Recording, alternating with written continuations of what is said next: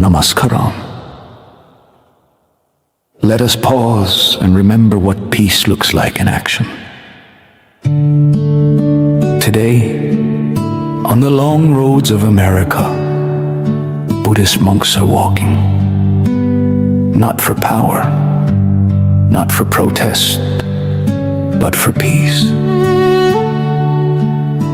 They began their journey in Texas, walking thousands of miles toward Washington, D.C. One mindful step at a time, carrying no weapons, no anger, only compassion, discipline, and faith in humanity.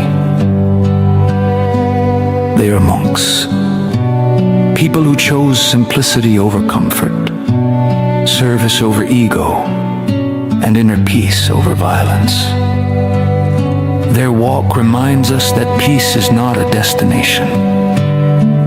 It is a daily practice. Walking beside them is Aloka, a rescued dog, once a stray, now a symbol of loyalty and love. Without words, he teaches us that peace belongs to all beings. Exact same moment, Buddhist monks were walking barefoot through America, depending on Dana, accepting whatever people freely offered. One held a medal, the other held nothing. This is the world they're walking through. Ukraine. Year 4 of the war, and there were still no clear signs of serious peace negotiations. Winter attacks hammering energy infrastructure.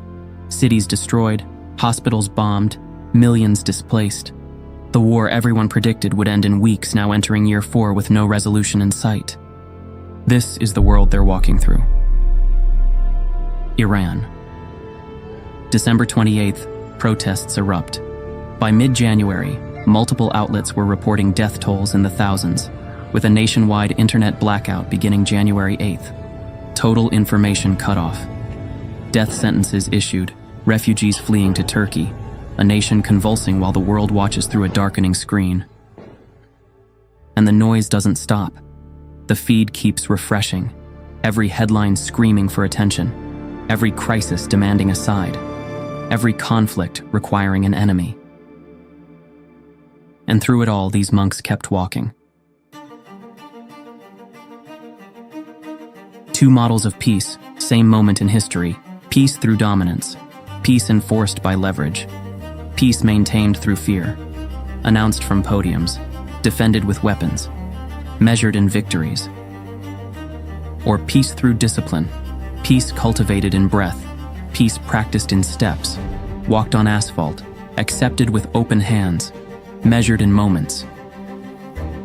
One is a trophy, the other is training. One you hold, the other becomes you.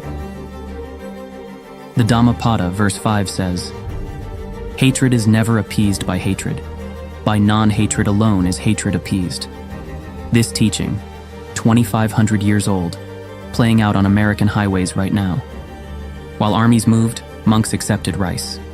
While leaders threatened, monks walked in silence. While nations divided, strangers became pilgrims. This is what peace actually looks like. October 26th, 2025. A group of monks walks out of a temple in Fort Worth, Texas, carrying nothing but bowls. They won't stop for 4 months. Reports vary by day, but it's roughly around 20 monks walking the route. The leader, a monk named Bhikkhu Panyakara. These monks come from Thai, Vietnamese, Cambodian, and Nepali Buddhist traditions, all practicing Theravada Buddhism, the oldest surviving school. If you watched our video on the 3 schools of Buddhism, this is Theravada, the tradition that preserves the Buddha's original teachings. They're about to walk 2,300 miles from Texas to Washington, D.C., spanning about 10 states. 120 days, no cars, no planes, no hotels. The walk starts from a site tied to the Dhammatsitiya project, a planned 14-acre complex with 840 scripture stupas. They're walking from what will become one of America's largest Buddhist sites. The official message isn't a policy demand, it's a vow. National healing, unity, compassion. That's the banner. That's it. Bhikkhu Panyakara said it clearly. We walk not to protest, but to awaken the peace that already lives within each of us. I'm inspired because I see hope. I see a beloved community that has come together for peace. So I begin with gratitude, with awareness, and also with a deeply held belief that we are better in America than what we see. In DeKalb County, an ordinary day becomes extraordinary, leaving a lasting impression. On December 30th, people from near and far lined the streets, paused their routines, and looked twice to witness peace walking by. There's so much chaos and divisiveness in our country that we face, and I think this is something that we need as a country to unite everyone. And just to see everybody come together has been just rewarding to me. Thank you so much. Thank you so much. January 2026. Two symbols of peace. One sat inside power. Cameras, suits, geopolitics. The other walked outside power, bare feet, empty bowls, silence. One occupied the center of global attention. The other depended on strangers for food. Both use that word, peace. But get this, the one you'd never expect is making strangers feed strangers again. Because right now, as I'm recording this, a group of Buddhist monks is walking across America, barefoot, in silence, carrying nothing except empty bowls. And somehow, millions of Americans are following them. Not just watching, following, walking with them, feeding them, crying when they pass through town. This is the Walk for Peace, and it's not a march. It's a moving monastery. Do you think that you could walk 2,300 miles? Well, this dog can.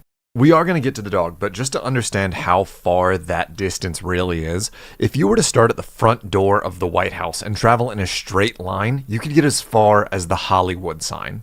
A group of Buddhist monks are currently conducting a walk for peace that very distance from Fort Worth, Texas, all the way to Washington, D.C. And they aren't alone. Aloka the Peace Dog was a stray in India who began following the monks on a similar walk through India, and he stayed with them for 100 days. Now he's doing it again here. The monks estimate him to be about 4 years old, and according to his official Facebook page, his loyalty and peaceful spirit are clear to everyone that he meets. The trek is to raise awareness for peace, love, kindness, and compassion. The walk began October 26th of last year. We started in Fort Worth, Texas, and we will end in Washington, D.C., hopefully in the middle of February next year. We live in an age of friction. We move at the speed of our anxieties, chasing a horizon that never arrives. We have mastered the art of the argument, but we have forgotten the rhythm of the breath. But on a quiet shoulder of a Texas highway, a different kind of movement began. No slogans, no platform, just a step. And then, another. These are the monks of Huangdao. Their mission is a 2,300-mile pilgrimage from the heart of Texas to the gates of Washington, D.C. They call it a walk for peace. But to understand it, you must understand what they mean by peace. Peace, in their tradition, is not a treaty signed by governments. It is not the absence of war. It is a muscle. It is a state of being that must be cultivated, step by painful step. Oh, and there's a dog. His name is Aloka, which means light in Pali. He's a rescue who walked with monks in India on similar pilgrimages. Now he walks America. Millions follow his journey online. In January, he needed knee surgery. Local stations followed the reunion in Charlotte, North Carolina. Millions watched. Millions cried. Millions shared. This rescue dog limping beside barefoot monks became a symbol of what we forgot. Loyalty, compassion, presence. Some monks on this walk barefoot, feet wrapped in bandages. Blisters form. Skin cracks. Bloodstains cloth. Every wound, a lesson in anicca, impermanence. Every ache, a meditation on endurance. Every step, an offering. The weather doesn't pause for them. They walk through rain, through southern heat, through winter mornings, through storms. Oh my gosh, look at his feet. They walking with no... Oh my gosh, what the hell? I was sincerely moved that it was the monks, but I think I would have been moved if anyone were doing it just to walk for peace with the times that we're living in right now. I loved how people are showing love, and I feel like with a world with so much hate in it, it's good to see the light and the good, seeing everybody come together for peace.